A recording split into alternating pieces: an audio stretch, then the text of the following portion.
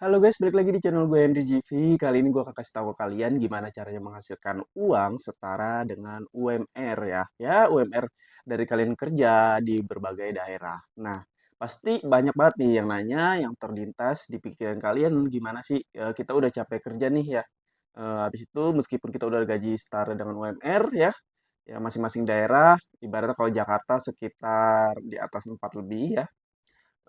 Kalau daerah kalian nggak tahu ya berapa, pokoknya kalian ngerasa diri kalian tuh, kurang gitu, ibaratnya mau coba cari lagi, ibarat minimal penghasilan kita UMR lagi. Jadi ada 2 kali lipat gaji, ibarat tuh gimana caranya kita bisa menghasilkan 2 kali lipat gaji. Nah, kalau kita, kerja di perusahaan lain lagi, itu kan nggak mungkin ya, karena sangat menyita waktu. Apalagi di perusahaan kita ini udah bekerja sekitar minimal ada yang 8 jam. Itu kalau yang 8 jam normalnya. Ada yang lebih dari 8 jam, guys. Ada yang 12 jam, nah itu ya nggak tahu ya itu kerja apa. Pokoknya setahu gua kalau kerja-kerja di selain di kantor tuh jamnya tuh belum tentu sesuai waktu. Nah, salah satu yang gue kasih tahu ke kalian ini yaitu investasi ya. Dengan modal investasi aja kalian udah bisa dapetin penghasilan itu setara dengan UMR kalian atau dengan gaji kalian, guys ya. Tanpa harus capek-capek dan menyita waktu. Nah, jadi di sini gue akan kasih tahu ke kalian yaitu namanya investasi peer to peer lending sesuai judulnya aja nih guys ya. Peer to peer lending ini apa sih kegunaannya, cara kerjanya, manfaatnya? Waduh banyak banget ya. Jadi untuk kalian-kalian yang bekerja ya, untuk kalian-kalian yang sibuk, yang benar-benar padat banget waktunya, yang nggak ada waktu buat kayak harus ngecek atau ibaratnya mengawasi investasi tersebut gue wajibin pakai peer to peer lending. Nah, ini salah satu aja. Sebenarnya sih ada lagi investasi yang menurut gue juga worth it untuk kita coba-coba nih. Tapi di sini kalau gue kasih tahu ke kalian ya guys ya, ini peer to peer lending ini nggak perlu kita pantau terus. Jadi dia tuh ada setiap waktu, periode, ya kan, yang dimana kita sekali ibaratnya tuh untuk naruh uang kita, modal kita di platform tersebut, kita investasikan di berbagai perusahaan atau orang tersebut, kita udah cukup sampai jatuh tempo kita nggak perlu ngeliatin terus ya kan nggak kayak gue nih kalau gue kan trading ya investasi trading jadi kalau gue wajibin harus benar-benar mantau tuh market. Nah, gue harus tahu aset kriptonya ini besok apakah naik besok apakah turun, jadi gue benar-benar menyita waktu untuk ibaratnya memantau itu market. Nah, tapi beda cerita kalau peer to peer lending, sorry kelabakan. Ya kita santai aja ya guys. Gue kan kasih tahu ke kalian, ibaratnya kan kalau di sini gue yakin udah pada pinter semua, udah pada tahu peer-to-peer lending apa, jadi gue akan ngasih tahu sesuai perjalanan gue aja. Jadi gue itu pernah nyoba peer-to-peer lending di beberapa bulan lalu atau tahun lalu dan lumayan hasilnya keuntungannya yang sekarang udah ya. Kalau kalian mau lihat penghasilan gue, kalian bisa cek di playlist YouTube gue. Di situ udah ada semuanya, ya kan, tertera cara-caranya serta aplikasi apa aja. Dan gue di sini gue akan kasih tahu yaitu gimana caranya memilih juga peer-to-peer lending yang benar-benar bagus untuk kita pakai. Nah, jadi udah tahu kan cara kerja peer to peer lending. Nah, peer to peer lending itu gue akan kasih tahu alurnya aja. Jadi gue punya modal ya, modal ibaratnya modal lebih lah, entah itu dari penghasilan kalian, dari gaji kalian, usaha kalian itu serah kalian. Yang penting jangan dari kebutuhan yang akan dipakai dalam waktu dekat. Itu jangan ya. Nah, yang pertama itu peer to peer lending itu gue punya modal nih ya. Gue punya modal beberapa lah. Nah, gue taruh di sebuah aplikasi atau platform yang udah gue pilih. Ya, udah gue pilih dan pasti udah resmi ya di situ. Nah, ketika gue udah deposit ke situ, nanti di aplikasi tersebut tuh ada pilihan. Pilihan seperti mau diinvestasikan kemana nih? Ke perusahaan yang mau mengembangkan perusahaannya atau usaha mereka atau orang yang mau membayar sebuah kebutuhannya, yang memerlukan uang itu untuk memenuhi kebutuhannya. Jadi ada 2 tipe untuk kita investasikan. Jadi itu seterah kalian, itu kalian pilih sendiri. Nah, contohnya gua bakalan investasiin di salah satu perusahaan si A nih, yang di Jakarta. Nah, dia itu butuh uang, butuh dana untuk mengembangkan bisnisnya. Dan di situ ada pilihan, atau tertera ibaratnya tuh identitas si perusahaan ini nih, mau diapain, habis itu riwayat dari si perusahaannya, informasinya, serta sama lagi periode waktu. Jadi itu kita sebut aja si perusahaan ini mau meminjam uang tapi dalam waktu atau periode tertentu yang udah kalian sepakati. Jadi taruhlah gua investasi di perusahaan ini dalam waktu sebulan ini harus balik nih keuntungannya sama modalnya. Jadi pokoknya di situ udah kalian rapiin tanda tangan semuanya ya kan, itu udah diurus sama aplikasinya nih. Ya, kita nggak perlu ribet, tinggal sekali diklik aja kita udah bisa ngasilin setiap bulan. Nah, jadi taruhlah tanggal 1, berarti jatuh temponya tanggal 1 juga, udah sebulan tuh ya. Nah, nanti otomatis dia bakal masuk ke rekening kalian. Itu cara kerjanya.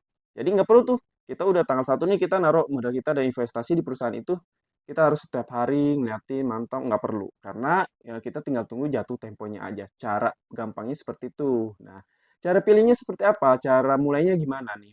Ya kan cara pilih-pilih aplikasinya, biar kita tahu alurnya step by stepnya gimana.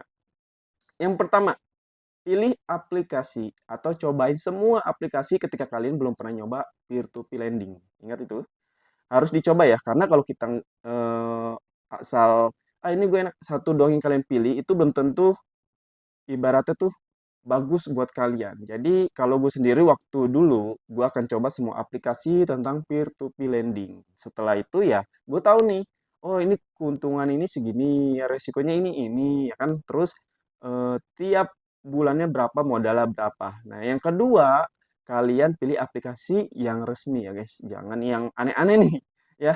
Ibaratnya yang resmi aja resikonya selalu ada, gimana yang nggak resmi, bahaya. Jadi harus pilih yang resmi ya, udah berlegal. Ibaratnya berlisensi OJK, Bapepti, atau Kominfo. Kalian pilih salah satu. Pokoknya kalian cek sendiri ya. Kalian pasti tahulah cara-caranya. Eh, yang kedua itu yang kedua, ketiga, kalian pilih aplikasi atau platform tempat investasi kalian tuh yang ada asuransinya, guys.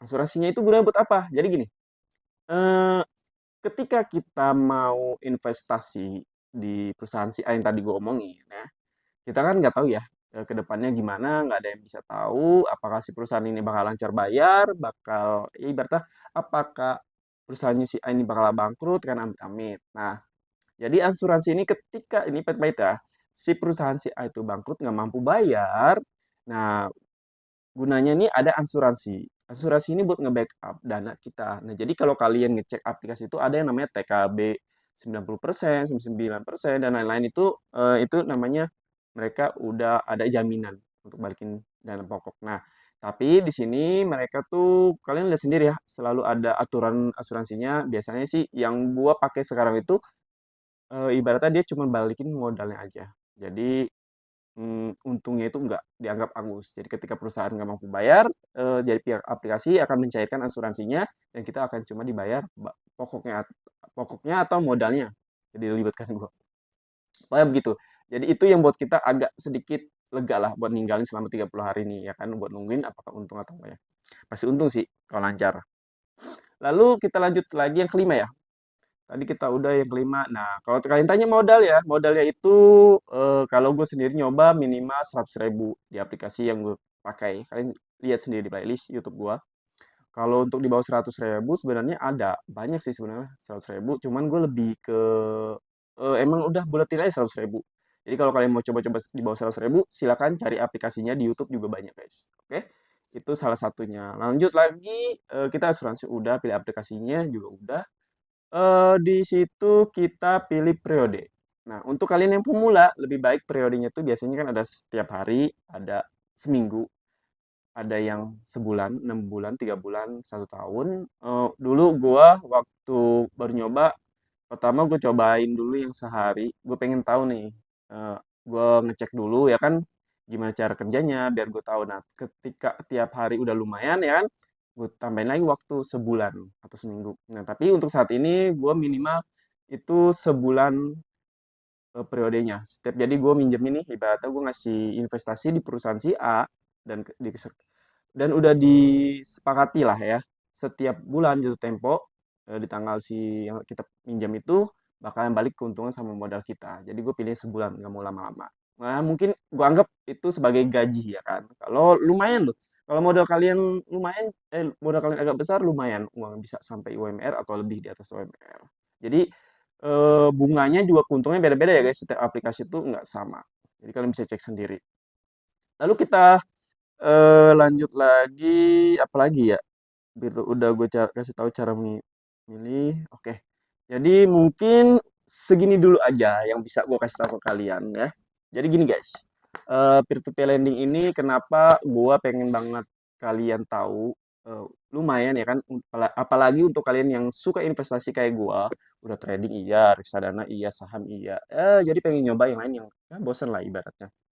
Peer-to-peer lending itu bagus buat gue sendiri. Kenapa? Jadi gini ya, kita pahit-pahit aja nih ya kita. Kalian itu nggak selamanya kerja guys. Gue juga begitu. Kalian nggak selamanya lancar dalam usaha yang kalian jalani, pekerjaan yang kalian jalani. Ya pahit-pahitnya ya, amit-amit ya. Kita kan sedia payung sebelum hujan aja. Ketika kita ada di fase di mana pengurangan si perusahaan mengurangi karyawan atau PHK pecat dan kita kena itu sangat-sangat dan bahaya kalau kita nggak punya cadangan untuk kita backup penghasilan kita tiap bulannya. Jadi peer to peer lending ini enaknya gitu guys. Ketika amit-amit kita resign, lagi nggak kerja dan lain-lain ya, nggak ada penghasilan dari pekerjaan kita, kita bisa manfaatin penghasilan dari investasi di peer to peer lending. Jadi gue pengen kasih tahu kayak gitu aja caranya gimana kita mengelola uang, gimana kita ibaratnya sedia payung lah ya kan. Kalau mending kalau kalian ini semuanya emang orang kaya, sultan ya ibaratnya udah ada warisan sendiri ya alhamdulillah berarti. Ya, jadi tapi kalau yang seperti gua ya kita emang harus berjuang dimulai dari nol, ya kan? Nggak apa-apa dimulai dulu dari modal kecil, yang penting tuh konsisten ya. Setiap investasi itu harus benar-benar selalu belajar juga. Oke, mungkin cukup sampai sini karena waktunya juga udah banyak. Jadi kalau kalian ada pertanyaan, DM IG gua MDGV. Kalau kalian mau belajar, bisa langsung di YouTube gua, di playlist banyak ya dasar-dasar, atau mau gabung di grup gua, bisa gratis. Di situ nanti gua kasih linknya lewat Instagram gua. Jadi disclaimer yang gue kasih tahu ke ini semuanya di video gue itu hanya sekedar info. Kalau ada baiknya, alhamdulillah ambil sisi baiknya. Tapi kalau ada buruknya, di skip aja videonya guys ya. Jadi ya kita cari hidup yang lebih nyaman karena perjalanan orang beda-beda. Oke? Terima kasih yang udah nonton. Sampai jumpa lagi di next video.